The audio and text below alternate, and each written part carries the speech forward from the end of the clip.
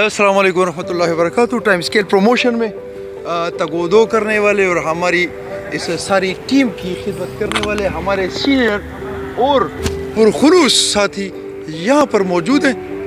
बात करेंगे जी। अस्सलाम वालेकुम। ټول نړمبه خو زه د میاں صاحب او دغه د ټیم شکریا ادا کوم چې زمونږ په دومره ښه ګیدرینګ کې زمونږ رالو فوټوګرافي وکړه، ویډیو ریکارډ کړلو او دا به د ټول عمر لپاره یو یادګار شي. دې کې چې زمونږ کومو ملګرو هغه صابر خان، زمونږ الیاس لالا او دا نور زمونږ ظاهرشاه لالا، دوی یو میټینګ کړی چې یاره ډېره موده پس په پی ایم ای ډي باندې د الله پاک ډېر لوی شکر کرم وکړلو او ټایم سکیل وشو او هغې کې زموږ ډېرو ملګرو ته اپګریډیشن دا څیزونه وشو او پکې سینیر اډیټر هغوی چې دی 17 ته لاړه.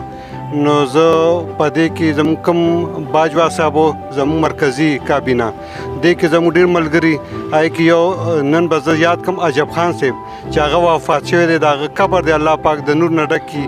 د هغوی ډېر زیات خواهش و او هغه د هغوی هغه منډې تړلې کوششونه هغوی نن رنګ روړلو او هغه کامیابي الله پاک موږ ته حاصله کړه. ستاسو ډېره ډېره مننه، خوشحاله اوسئ، آباد اوسئ. अस्सलाम वालेकुम। इस खुशी के मौके पे सब साथियों को पहले तो मुबारकबाद देता हूँ। यही कहूँगा कि जी दिल लगा के दिल जमे के साथ काम करें और ख़िदमत करें। ख़िदमत एक बहुत अजीम काम है।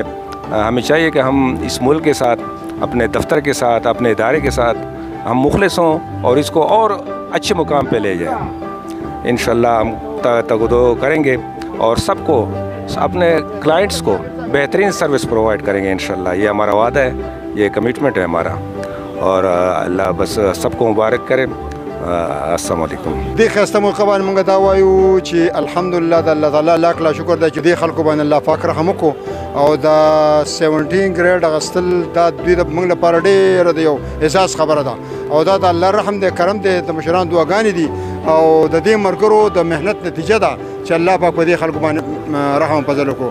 او دا څوک چې راغلي دي پارټۍ دا زه ټولو ملګرو ډېره شکریا ادا کوم چې دوی راله او دا زموږ سره کېناسته او زموږ سره په دې خوشحالۍ کې شریک شو. احتشام صاحب تاسو ډبل ای او پروموشن تاسو ته مبارک شه. مهرباني جی، مهرباني. بس موږ ته چې الله ډېر شکر دې موږ لپاره بس دا ټول ښکلي هلکان رايوځای شي. ته هلکه ولې وروستی پی ایم ای ډي صاحب حاجي